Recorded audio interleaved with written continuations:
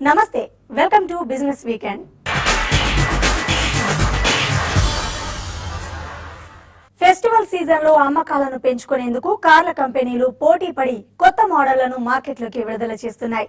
General Motors trial blazer ను విడుదల చేయగా, ఆడి సంస్థ S5 స్పోర్ట్ బ్యాక్ మోడల్ ను, ఫియట్ 2 సరికొత్త కార్లను, మారుతి కొత్త సియాజ్ RS ను మార్కెట్లోకి ప్రవేశపెట్టాయి.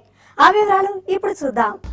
కొత్త sports utility vehicle Chevrolet trial blazer ను జనరల్ మోటార్స్ ఇండియా దేశీయ మార్కెట్ లోకి విడుదల చేస్తుంది. 2.8 లీటర్ల డీజిల్ ఇంజన్ గల ఈ వాహనం ధర ఢిల్లీ ఎక్స్ షోరూమ్ లో 26.40 లక్షల రూపాయలుగా ఉంది. వచ్చే 5 ఏళ్లలో 10 కొత్త రకాల వాహనాలను ప్రవేశపెట్టనున్నామని, ఇందులో ట్రయల్ బ్లేజర్ మొదటిదని జనరల్ మోటార్స్ ఇండియా ప్రకటించింది.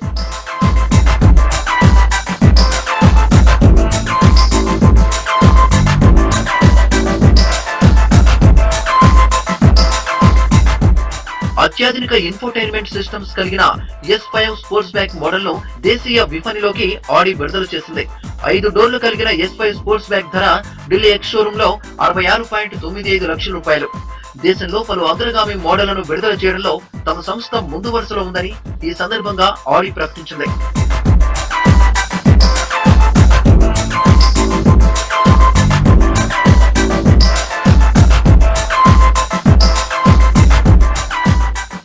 ఇటలీ, అమెరికా వాహన దిగ్గజం ఫియట్ క్రిస్లర్ ఆటోమొబైల్స్ 2 కొత్త మోడళ్లను దేశీయ మార్కెట్ లోకి ప్రవేశపెట్టింది. ప్రీమియం హ్యాచ్ బ్యాక్ విభాగంలో పుంటో అబార్త్ తో పాటు క్రాస్ ఓవర్ అబార్త్ అవెంచరాను సైతం కంపెనీ విడుదల చేసింది. ఈ 2 మోడళ్ల ధరను ఢిల్లీ ఎక్స్ షోరూమ్ లో 9.95 లక్షల రూపాయలుగా కంపెనీ నిర్ణయించింది.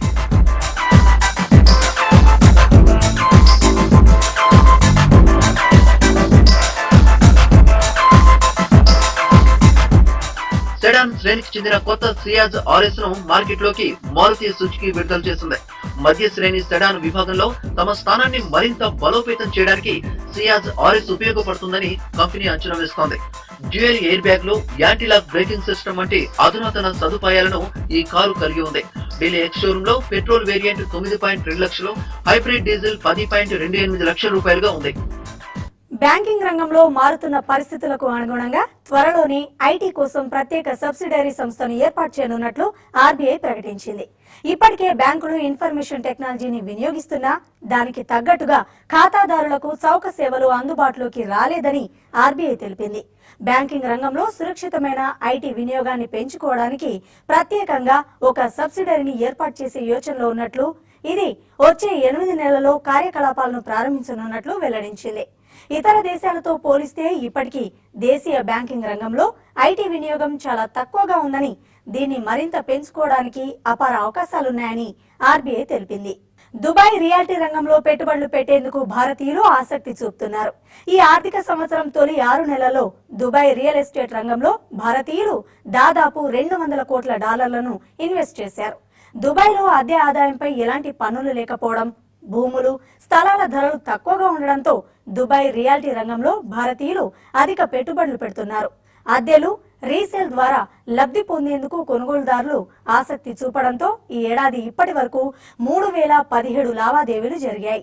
దేశంలో 3వ అతిపెద్ద ఐటీ సంస్థ విప్రో ఈ ఏడాది 2వ త్రైమాసికంలో 2235 కోట్ల రూపాయల ఏకీకృత నికర లాభాన్ని ఆర్జించింది. గత ఏడాది ఇదే కాలంతో పోలిస్తే లాభం 7.2% పెరిగింది. ఇక మొత్తం ఆదాయం 6.3% వృద్ధితో 11,816 కోట్ల నుంచి 12,567 కోట్ల రూపాయలకు ఎగబాకింది. Q2లో కొత్తగా 67 క్లయింట్లను దక్కించుకున్న విప్రో 6,607 మంది ఉద్యోగులను నియమించుకుంది. ఇక కాల్సియేతర ఆదాయం పెరగడంతో ఐడియా సెల్యులార్ నికర లాభం Q2లో 7% వృద్ధితో 809 కోట్ల రూపాయలుగా నమోదైంది. అయితే కంపెనీ వాయిస్ కాల్స్, మొబైల్ డేటాపై వచ్చే ఆదాయం మాత్రం తగ్గింది. వాయిస్ కాల్స్ ద్వారా వచ్చే ఆదాయం నిమిషానికి 0.2 పైసలు తగ్గి నిమిషానికి 32.7 పైసలకు చేరగా, మొబైల్ డేటా ఆదాయం కూడా సగటున MBకి 1.2 పైసలు తగ్గి 23.4 పైసలుగా నమోదైంది. స్టాక్ మార్కెట్లు వరుసగా 4వ వారం బలపడ్డాయి. సెన్సెక్స్, నిఫ్టీలు దాదాపు 1% లాభపడి 2 నెలల గరిష్ట స్థాయికి చేరాయి. ఇక వచ్చే వారం స్టాక్ మార్కెట్లు ఎలా కదలాడవచ్చు, అలాగే మీడియం టర్మ్ కోసం stock market analyst Kutumbarao recommendations ని ఇప్పుడు చూద్దాం. వరుసగా 4వ వారం కూడా లాభాలు ఆర్జించనమాట. మార్కెట్స్ 2 నెలల గరిష్ట స్థాయికి చేరినాయి గత వారం. వచ్చే వారం మార్కెట్ని బాగా ప్రభావితం చేసే అంశం F&O సెటిల్మెంట్ కూడా అనమాట. ఎందుకంటే క్లియర్లీ F&O సెటిల్మెంట్ ఈ నెలలో కాస్త క్రూషియల్ అవుతుంది. ఎందుకంటే ఆగస్టు సెప్టెంబర్ నష్టాల తర్వాత అక్టోబర్లో భారీ లాభాలు ఆర్జించింది కాబట్టి మార్కెట్ కాస్త ఒక షార్ట్ కవరింగ్ ర్యాలీ కూడా ఇంకా మిగిలి ఉండొచ్చు అని చెప్పేసి అనుకుంటున్నాం. ఇటు ఇండెక్స్ టెక్నికల్స్కి వస్తే కనుక క్లియర్లీ చూసాం. ఎప్పుడైతే కనుక సైకలాజికల్ లెవెల్ 27,000 పైన BSE సెన్సెక్స్ నిలబడిందో మార్కెట్స్కి బాగా సపోర్ట్ ఇచ్చిందని చెప్పేసి అనుకోవచ్చు. అండ్ ఖచ్చితంగా అనమాట అదే సైకలాజికల్ లెవెల్ అనమాట. బోత్ 8150 ఇటు నిఫ్టీకి అండ్ 27,000 అనమాట BSE సెన్సెక్స్కి క్రూషియల్ సపోర్ట్ లెవెల్స్ అవుతాయి. ఆ లెవెల్స్ కిందకి వెళ్తే కనుక short term down trend start అయ్యే పాసిబిలిటీ రూల్ అవుట్ చేయలేం. ఆన్ అప్ సైడ్ మాత్రం క్లియర్లీ చూస్తున్నాం అనమాట. 27,750కి దగ్గరలో అనమాట స్ట్రాంగ్ రెసిస్టెన్స్ ఉంటుంది సెన్సెక్స్కి.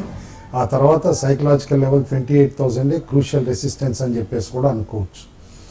నిఫ్టీ కూడా కేర్ఫుల్గా అబ్జర్వ్ చేస్తే గత వారం 8300 పైకి శుక్రవారం నాడు వచ్చినా నిలదొక్కోలేకపోయింది. But definitely 8375 to 8400 band crucial అవుతుందన్నమాట. ఆ రెసిస్టెన్స్ క్రాస్ అయితే 8500కి చేరువుగా వచ్చే పాసిబిలిటీని కూడా రూల్ అవుట్ చేయలేం. ఓవరాల్గా మాత్రం మార్కెట్స్ పాజిటివ్గానే ఉన్నాయి కాబట్టి ఆప్షన్ రైటర్స్ని కూడా కేర్ఫుల్గా ఉండమంటాను. పుట్ ఆప్షన్స్ కొంటంలో పెద్దగా డబ్బులు రాకపోవచ్చు అనమాట. అందుకని చెప్పేసి పుట్ రైటర్స్ అనమాట కాస్త అగ్రెసివ్గా అవుతున్నారు. ఎందుకంటే స్ట్రాంగ్ సపోర్ట్ నిఫ్టీకి 8200 లెవెల్ దగ్గర కనిపిస్తుంది కాబట్టి. ఇప్పుడు కాల్ రైటర్స్ మాత్రం క్లియర్గా అనమాట కాస్త అప్రమత్తంగా ఉండాలి. ఎందుకంటే అనూహ్యంగా ర్యాలీ పెరిగి 8500కి నిఫ్టీ వెళ్తే కనుక నష్టపోతారు కాబట్టి as of now call writing కూడా అవాయిడ్ చేయమని చెప్పేసి చెప్తున్నాం. సెక్టార్స్ వైజ్ చూస్తే గత వారం అనమాట తిరిగి క్యాపిటల్ గూడ్స్ సెక్టార్లో బయింగ్ వచ్చింది. ప్లస్ కన్జ్యూమర్స్ స్టాక్స్లో కూడా వచ్చింది. లైక్ ఐటీసీ స్ట్రాంగ్గా పెర్ఫామ్ చేసింది, హిందుస్థాన్ లివర్ కూడా స్ట్రాంగ్గా పెర్ఫామ్ చేసింది అనమాట. రేట్ సెన్సిటివ్స్లో కాస్త బయింగ్ కనిపిస్తోంది అండ్ సస్టైన్ కూడా అయ్యే పాసిబిలిటీ క్లియర్లీ కనిపిస్తోంది. Select stocks by on declines అని సజెస్ట్ చేస్తున్నాం. ఆ స్టాక్స్ అనమాట axis bank, Hindustan Unilever, ITC, coal India, NTPC, Indian hotels, GAIL, just dial, Aurobindo pharma. అదే కొన్ని స్టాక్స్లో వీక్నెస్ కనిపిస్తోంది. ఆ స్టాక్స్ని సెల్ ఆన్ ర్యాలీస్ అంటున్నాం. ఆ స్టాక్స్ అనమాట Motherson Sumi, Amtek auto, Idea cellular, Bharti Airtel, Maruti Suzuki, DCB bank, UPL, McLeod Russel. Specific స్టాక్స్లో మాత్రం 3 స్టాక్స్ రికమెండ్ చేస్తున్నాం. ఆల్ 3 స్మాల్ క్యాప్స్ అనమాట అండ్ బాగా పెర్ఫామ్ చేస్తున్న స్టాక్స్ అనమాట. అందులో first stock Windsor machines limited. ఇది ప్లాస్టిక్ ప్రాసెసింగ్ మెషినరీ తయారు చేసే కంపెనీ అనమాట. Both extrusion machinery and injection moulding machinery కూడా తయారు చేస్తుంది. యూజర్ ఇండస్ట్రీస్ కూడా ఇప్పుడు రా మెటీరియల్స్ లో ప్రైజెస్లో ఉండటంతో బాగా బోయంట్గా ఉన్నాయి కాబట్టి కొత్త మెషినరీ ఎక్కువ కొంటున్నారు. అందుకనే కంపెనీకి డిమాండ్ కూడా బాగా పెరుగుతుంది అనమాట కంపెనీ మెషిన్స్కి. అండ్ నెక్స్ట్ 2-3 క్వార్టర్స్ కూడా ఎక్సలెంట్ రిజల్ట్స్ ఎగ్జిబిట్ చేస్తుందని కంపెనీ నుంచి ఎక్స్పెక్ట్ చేస్తున్నాం. అండ్ రీసెంట్లీ వాల్యూమ్ యాక్షన్ కూడా బాగా కనిపించింది కంపెనీలో. అందుకని ఎవ్రీ డిక్లైన్లో ఇది కంపెనీని బై చేయమంటున్నాం. సెకండ్ స్టాక్ రికమెండ్ చేస్తుంది నహార్ పాలీఫిలిమ్స్ లిమిటెడ్ అనమాట. ఆస్వాల్ గ్రూప్కి చెందిన కంపెనీ. క్లియర్లీ లో రా మెటీరియల్ ప్రైజెస్ అనమాట. పెట్రోకెమికల్ రా మెటీరియల్స్ ఏవైతే ఉన్నాయో అవి ఆల్ ప్రాసెసింగ్ కంపెనీస్కి అనమాట బాగా బెనిఫిట్స్ ఇస్తున్నాయి. అందులో నహార్ పాలీఫిలిమ్స్ కూడా ఒకటి. రిజల్ట్స్ కూడా చాలా బాగా వస్తాయి అని ఎక్స్పెక్ట్ చేస్తున్నాం. BOPP ఫిలిమ్స్లో ఈ company one of the strong player అనమాట. 40,000 టన్స్ పైన కెపాసిటీ ఉంది. ప్లస్ ఈవెన్ ఓన్ మెటలైజర్ ప్లాంట్ తోటి అనమాట మోర్ దెన్ 6,000 టన్స్ కెపాసిటీ ఉందన్నమాట. Study performer. ఎవ్రీ డిక్లైన్లో బై చేయమని చెప్పేసి చెప్తున్నాం. స్టాక్ కూడా 3 ఫిగర్ మార్క్ అంటే ₹100 మార్క్ని చాలా తొందరగానే రీచ్ అవుతుందని చెప్పేసి ఈ స్టాక్ని రికమెండ్ చేస్తున్నాం. థర్డ్ స్టాక్ మేము రికమెండ్ చేస్తుంది కేజీ డెనిమ్ లిమిటెడ్ అనమాట. Coimbatore based company. Denim fabrics, apparel ఫ్యాబ్రిక్స్లో బాగా one of the strong players అనమాట సౌత్ ఇండియాలో. లీడింగ్ ఫ్యాషన్ బ్రాండ్స్ అన్నిటికీ కూడా ఈ కంపెనీ సప్లై చేస్తూ ఉంటుంది. హోమ్ టెక్స్టైల్స్లో కూడా బాగా ప్రెజెన్స్ ఉంది. లైక్ బ్లాంకెట్స్ కానీ, పిల్లో కవర్స్ కానీ ఇలాంటి అన్నిటిలో కూడా. అయితే ఓవరాల్గా కాటన్ ప్రైసెస్ కూడా తక్కువ ఉండటంతో ఓవరాల్గా ఇలాంటి కంపెనీస్ అన్నిటికీ కూడా టెక్స్టైల్ ప్రాసెసింగ్ కంపెనీస్ అన్నిటికీ కూడా మంచి రోజుల్లోనే నెక్స్ట్ ఫ్యూ క్వార్టర్స్ అని చెప్పేసి అని అనుకుంటున్నాం. అండ్ కేజీ డెనిమ్లో స్ట్రాంగ్ బయింగ్ ఇంట్రెస్ట్ కూడా కనిపిస్తుంది ఎవ్రీ లోవర్ లెవెల్లో. బై ఆన్ డిక్లైన్స్ అని రికమెండ్ చేస్తున్నాం. ఈ స్టాక్ కూడా ₹100 లెవెల్ రీచ్ అయ్యే పాసిబిలిటీ ఉంది. బిజినెస్ వీకెండ్ లో ఇప్పుడు షార్ట్ బ్రేక్ తీసుకుందాం. బ్రేక్ తర్వాత అమరావతి ది క్యాపిటల్ హైలైట్స్ ను చూద్దాం.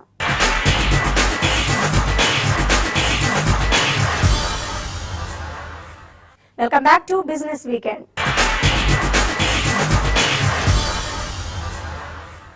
ఆంధ్రప్రదేశ్లో వ్యాపార పెట్టుబడి అవకాశాలపై టీవీ5 ప్రత్యేక రౌండ్ టేబుల్ సమావేశాన్ని నిర్వహించింది.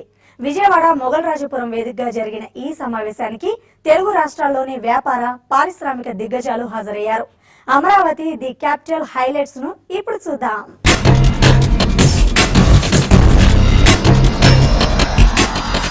నమస్తే. తెలుగువారి అభిమాన న్యూస్ ఛానల్ టీవీ5 సమర్పిస్తున్న అమరావతి ది క్యాపిటల్ ప్రత్యేక చర్చకు స్వాగతం. ఒక బెస్ట్ క్యాపిటల్ గా ఇది రూపుదిద్దుకోవడానికి అమరావతి, రాబోయే అమరావతి ఎటువంటి మాస్టర్ ప్లాన్ మీరు సిద్ధం చేస్తున్నారు?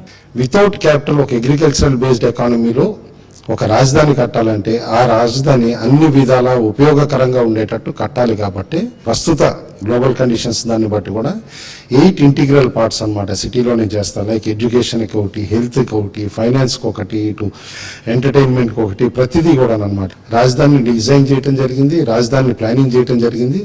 సో దట్ అన్ని రంగాల్లోనూ ఒకేసారి అన్నమాట ఈక్విటీ తోటి గ్రో చేస్తేనే ఈ సిటీ ఒక వైబ్రెంట్ సిటీ కింద వస్తుంది. చౌదరి గారు, నిజంగా ప్రజలందరూ ఎంతో ఎక్స్పెక్టేషన్స్ తో ఎదురు చూస్తున్న ఈ న్యూ క్యాపిటల్ అనేది అల్ట్రా మోడర్న్ గా రూపుదిద్దుకుంటుంది. హైదరాబాద్ కావచ్చు లేదా ఇతర నగరాలు ఏ నగరంతో కూడా తీసిపోకుండా డెవలప్ అవుతుంది అన్న నమ్మకం మీకు కలుగుతుందా? ఈ కొత్త సిటీలో కన్స్ట్రక్షన్ యాక్టివిటీస్ లోను, ఆర్కిటెక్ట్స్ లోను, తర్వాత ఈవెన్ ఐటీ, ఇప్పుడు అన్ని బిల్డింగ్స్ కూడా గ్రీన్ బిల్డింగ్స్ అంటున్నారు. తర్వాత lot of IT is going to be into those buildings అన్నమాట.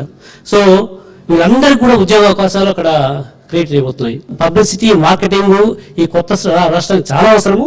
దానివల్ల మనకు లాట్ ఆఫ్ ఇంటర్నేషనల్ ఇన్వెస్ట్మెంట్స్ వస్తాయి, ఆటోమేటిక్ ఎంప్లాయ్మెంట్ క్రియేషన్ కూడా అవుతుందని నా ఉద్దేశం. దిస్ ఇస్ నాట్ నార్మల్ అండి. ఒక 35,000 acres జనాలు ఎంత ఈజీగా ఇస్తాం అన్నది is not a normal thing. And that shows a certain shift in people's priority. జనాల ప్రయారిటీస్ లో అన్నది ఒకటి. This is a fantastic opportunity. మీరు నెక్స్ట్ 10 to 15 years లో దగ్గర 1,00,000 కోట్లు ఇన్వెస్ట్మెంట్ ఈ సిటీకి వస్తుంది. సో నన్ను అడిగితే this is something that we need every few years. ఎందుకంటే ఇదే కదండి డెవలప్మెంట్ అంటే. Tell me what industry will come, ఎవరిని తీసుకొస్తే ఇంత ఇన్వెస్ట్మెంట్ అట్ వన్ ప్లేస్ మీకు పెడతారు, ఇన్ని జాబ్ ఆపర్చునిటీస్ క్రియేట్ చేస్తారు. సో క్యాపిటల్ సిటీని ఇదన్నీ చూడకండి. It's a fantastic growth engine for the entire state. Fernando గారు, మీరు హైదరాబాద్ నుంచి విజయవాడ వచ్చి ఇన్వెస్ట్ చేసే ప్రయత్నం చేస్తున్నారు. కొద్దిగా ముందుగానే మీరు చిన్న ప్రాపర్టీస్ ఇక్కడ ఎక్వైర్ చేయడం కూడా జరిగింది. ఇప్పుడున్న పరిస్థితి మీకు ఎలా కనిపిస్తుంది? ఈ క్యాపిటల్ సిటీలో ఇది కేవలం ధనవంతులకే పరిమితం కాబోతుందా, లేకపోతే middle class and below middle class people కూడా ఇక్కడ ఉండగలరు అన్న నమ్మకం మీకు కలుగుతుంది? ల్యాండ్ కాస్ట్ అండి, ఎప్పుడన్నా కానీ డెవలప్మెంట్కి ల్యాండ్ అనేది రా మెటీరియల్. ల్యాండ్ అనేది కనుక ఎకనామికల్గా లేకపోతే డెవలప్మెంట్ ఫాస్ట్గా జరగదు. It's a fact, we have to accept it. Capital ఒక రాజధాని గురించి ఆలోచించేటప్పుడు దాంట్లో real estate is part and parcel of one సెగ్మెంటే. కానీ క్యాపిటల్ బిల్డింగ్ అంటే ఉండి రియల్ ఎస్టేట్ ముఖ్యమంత్రి గారు స్వయంగా చెప్తారు మీ భూముల వాల్యూస్ పెరుగుతాయి కాబట్టి మీరందరూ భూములు ఇవ్వడానికి ముందుకు వచ్చారంటున్నారు. క్లియర్ గా ఒకటండి, కంట్రీలో మనం ల్యాండ్ పూలింగ్ కన్సెప్ట్ కనుక చూస్తే కనుక ఒరిజినల్ గా ఇండిపెండెంట్ గా కూడా పూణేలో ఫస్ట్ అటెంప్ట్ చేశారండి. కొంతమంది ఫార్మర్స్ కలిసేనమాట, వాళ్ళు ల్యాండ్ పూలింగ్ చేసుకుని చేస్తే 3 lakh rupees per acre developer తీసుకుంటానన్న చోట same land today after 15 years అనమాట దాదాపు 35 నుంచి 40 కోట్ల ఎకరం ఉంది అక్కడ. అక్కడ ఎక్స్పెరిమెంట్ సక్సెస్ఫుల్ అయింది. ఢిల్లీలో ఇంప్లిమెంట్ చేశారు. ముంబైలో మీకు న్యూ ఎయిర్పోర్ట్ కోసం అని నావాశివా దగ్గర అనమాట, జేఎన్పిటి దగ్గర ముంబై ఇది మహారాష్ట్ర గవర్నమెంట్ అడిగితే ఎక్సెస్ వచ్చింది ల్యాండ్ పూలింగ్లో. అండ్ అక్కడ ఫార్మర్కి షేరు 22.5% ఫిక్స్ చేస్తే కూడా వచ్చింది. ఇవాళ ఇక్కడ రైతులకి రేపు వచ్చే క్యాపిటల్లోనమాట ఆ ప్రాస్పరిటీ ఉండాలి, లెఫ్ట్ అవుట్ ఫీలింగ్ ఉండకూడదు. ఎందుకంటే ఇవాళ కూడా చాలా మంది మీరు అదే గచ్చిబౌలి అదే ఇది మాట్లాడితే ఈ లేనిపోని ఆపోహలు ఇవన్నీ క్రియేట్ చేసి capital is not just real estate అండి. Capital reflects aspirations of the people. AP combined state కి రెవెన్యూ సోర్సెస్ చూస్తే మనకి చాలా ఉండేవి. 57% సర్వీసెస్ నుంచి, 26% మ్యానుఫ్యాక్చర్ నుంచి, అలాగే 17% అగ్రికల్చర్ నుంచి వచ్చేది. ఇందులో ఇండస్ట్రీ సర్వీసెస్ అంతా కలిపి ఎక్కువ హైదరాబాద్లోనే 75% ఆఫ్ రెవెన్యూ హైదరాబాద్లో జనరేట్ అవుతుంది. సో మనందరికీ తెలుసు ఈ స్టేట్కి ఉన్న రెవెన్యూ లోడ్ కావచ్చు, ఇతరత్ర సమస్యలు కావచ్చు. ఇప్పుడు క్యాపిటల్ నిర్మాణం మరొక సమస్య. వీటన్నిటికీ రిసోర్సెస్ ఎక్కడి నుంచి మొబైలైజ్ చేయబోతున్నారు మీరు? విభజన యాక్ట్ ప్రకారం అయితే కనుక కేంద్రం దాన్ని కంపెన్సేట్ కూడా చేయాలి. ఫస్ట్ ఇయర్ ఏదైతే కనుక రిసోర్స్ షార్ట్ ఫాల్ వస్తుందో అది చేస్తామని చెప్పి అందులో ఇంకా పూర్తిగా చేయలేదు, దాదాపు 2,000 కోట్ల వరకు ఇచ్చారనమాట. కాబట్టి ఇంకా అమౌంట్ కూడా ఎక్స్పెక్ట్ చేస్తాను. అండ్ ప్రధానమంత్రి గారు కూడా దానిపైన రిపీటెడ్గా అనమాట ఇన్సూరెన్స్ ఇస్తున్నారు కాబట్టి ఆ లోటు పూడుస్తారని చెప్పేసి అనుకున్నాను. ఇవాళ ఈ క్యాపిటల్ బిల్డింగ్ కానీ ఈ అన్నిటికి కూడా out of the box solutions ఆలోచించి ఇటు ఇన్వెస్టర్స్ని అట్రాక్ట్ చేసి ప్రభుత్వ పరంగా మన రిసోర్సెస్ లిమిటెడ్ కాబట్టి ఏ విధంగా అయితే రైతులు సహకరించారో వాళ్ళకు కూడా విన్ విన్ సిచ్యువేషన్గా ఉంటుంది. కాబట్టి ఈ 33,000 ఏకర్స్ పూలింగ్ చేసిన దాంట్లో ప్రభుత్వం దగ్గర ఉండేది 7,500 ఎకరాలే. మిగతాదంతా కూడా ఇతర రైతులకు కానీ ఇటు ఇన్ఫ్రాస్ట్రక్చర్కి కానీ దీనికి రోడ్స్ అండ్ దీనికి గ్రీనరీకి వీటికి వెళ్ళిపోతుంది. కాబట్టి 7,500 ఏకర్స్ కూడా ఆప్టిమైజ్గా ప్రభుత్వం వాడుకుంటుంది. We are confident we can attract more and more investors also. Capital problem ఉండదు. ఇవాళ you should have the mindset and flexibility to apply అనమాట. అంతేగాని నా ట్యాక్స్ కలెక్షన్స్లో 85% ఒట్టి జీతాలకు వెళ్ళిపోతుంది, మిగతా రిసోర్సెస్కి పెన్షన్స్కి ఇటుకి వెళ్ళిపోతుంది, నా దగ్గర డిస్పోజబుల్ ఫండ్స్ ఒక 5% 6% కూడా లేవు అని చెప్పేసి ఉసుకేసుకుని కూర్చుంటే డెవలప్మెంట్ కాదు. Development has to be today done అనమాట, hand in glove with private entrepreneurs అవనండి, ఇటు గ్లోబల్ పార్ట్నర్స్ అవనండి, అందరితోటి కూడా. సో ఇన్నోవేటివ్ ఫైనాన్షియల్ మోడలింగ్ ఖచ్చితంగా చేస్తున్నాం. అదే దిశగా ఇవాళ ఈడీబీ పెట్టడం కూడా జరిగింది. ఎక్కడైతే కనుక సింగపూర్లో ఎకనామిక్ డెవలప్మెంట్ బోర్డు ఏ విధంగా సక్సెస్ఫుల్ అయింది అండ్ చాలా కంట్రీస్లో EDBs have been successful. And in a country like Australia వాళ్ళ ఓన్ స్టేట్స్లో కూడా సెపరేట్ ఈడీబీస్ ఉన్నాయి. లైక్ న్యూ సౌత్ వేల్స్ కావనండి, ఇటు డిఫరెంట్ స్టేట్ విక్టోరియా కావనండి, అట్లానమాట అక్కడ. కాబట్టి ఇక్కడ మోడలింగ్ కూడా ఎట్లా ఫైనాన్షియల్ మోడలింగ్ ఉంటుందంటే as far as possible social సెక్టార్కి మనం ఏదైతే కనుక ఫండ్స్ ఇవాళ అలాకేట్ చేసామో యూజ్ చేస్తున్నాము దాంతో అనమాట ఆ అన్రెస్ట్ కానీ ఏది కూడా రేపు లేకుండా ఉండటానికి అనమాట. ఎందుకంటే all set and done wealth creation should not be only for 5% of the population, it should be for full 100% of the population. కాబట్టి సోషల్ సెక్టార్ని అడ్రస్ చేస్తేనే స్కీమ్స్ అన్నిటిని అడ్రస్ చేస్తేనే డెవలప్మెంట్ మోడల్కి వెళ్తాను.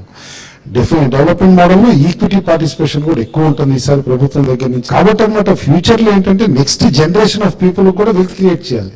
We are not looking at creating wealth only for today. మనం next 2-3 generations కూడా అనమాట ఈ wealth pass on చేయగలగాలి. As my governance today should be in such a manner.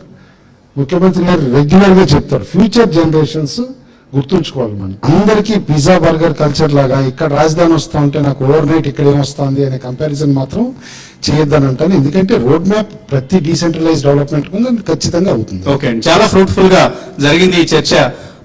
TV5 చేపట్టిన అమరావతి ది క్యాపిటల్ ప్రత్యేక చర్చ. రకరకాల సజెషన్స్, రకరకాల పరిష్కార మార్గాలను కూడా ఇక్కడ మనం గమనించాం.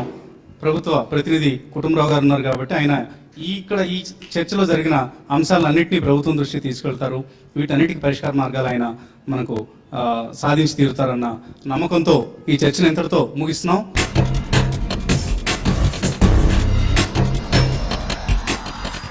ఇవి ఈ వారం బిజినెస్ వీకెండ్ విశేషాలు. వచ్చే వారం మరిన్ని బిజినెస్ వార్తలతో మళ్ళీ కలుద్దాం. Keep watching TV5.